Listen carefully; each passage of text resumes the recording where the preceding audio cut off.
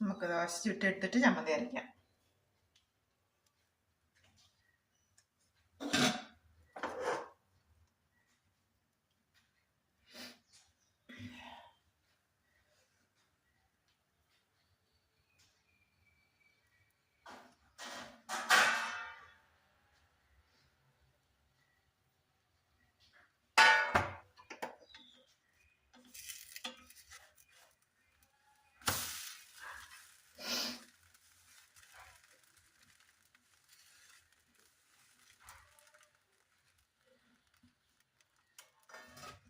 പക്ഷെ നന്നായിട്ട് പൊങ്ങി വന്നിട്ടുണ്ട്. നന്നായിട്ട് മാവ് പൊങ്ങി വന്നിട്ടുണ്ട്.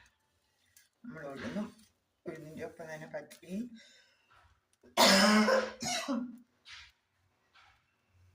ചുമന്ന് വെച്ച കൂട്ടുകാരി. പിന്നെ ഉണ്ടാന്ന് വെച്ച് ഒരു സ്പൂൺ ചെറുപയറും 1 സ്പൂൺ വൻപയറും കറിപ്പരിപ്പും ഞാൻ ചേർത്ത് കൊടുത്തു കേട്ടോ. നല്ല കുട്ടികൾക്ക് ധാന്യങ്ങൾ ചെയ്യില്ല.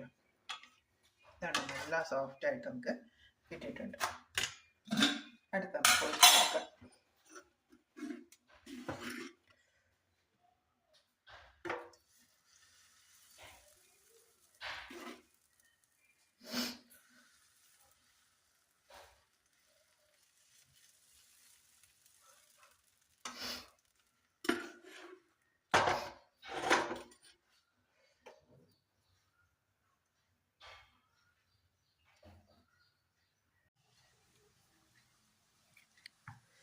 ഹലോ കൂട്ടുകാരി, നമ്മുടെ ചമ്മന്തി റെഡി ആയിട്ടുണ്ട്. നമുക്കിനി ഇതിലേക്ക് സ്വല്പം പച്ച വെളിച്ചെണ്ണ ഒഴിച്ചു കൊടുക്കാം. നമ്മൾ സവോള, തക്കാളി ഒന്ന് വഴറ്റിയെടുത്തു. ആവശ്യത്തിന് മുളകും ചേർത്ത് നന്നായിട്ട് വഴന്നു വന്നപ്പോൾ ഉപ്പും ചേർത്ത് നമ്മൾ മിക്സിയിൽ അരച്ചെടുത്തു. അത്രയും നമ്മൾ ചെയ്തുള്ളൂ. പിന്നീട് നമ്മൾ ആവശ്യത്തിന് എരിവ് നോക്കിയിട്ട് നമ്മൾ പച്ച വെളിച്ചെണ്ണ ഒഴിച്ചു കൊടുക്കുന്നു. ഇത് മുക്കി ദോശയോടൊപ്പം മുക്കി കഴിക്കാം. വളരെ സൂപ്പർ ടേസ്റ്റാണ്. ഇത് ഇഡ്ഡലിക്കാണെങ്കിലും ചോറിന് അരി നമുക്ക് ഉപയോഗിക്കാം, ചപ്പാത്തിക്ക് ഉപയോഗിക്കാം, ഒരു തൊടുകറിയായിട്ട് നല്ലതുണ്ടാവും.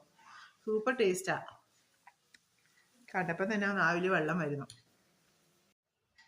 ഹൈ കൂട്ടുകാരെ, നമ്മുടെ ചമ്മന്തി ദോശയും റെഡി. ബ്രേക്ക്ഫാസ്റ്റ് കഴിച്ചാലോ? എല്ലാവരും വായോ, നമുക്ക് ബ്രേക്ക്ഫാസ്റ്റ് കഴിക്കാം. ഇന്നൊരു വെറൈറ്റി ചമ്മന്തിയാണ് ഉണ്ടാക്കിയത്.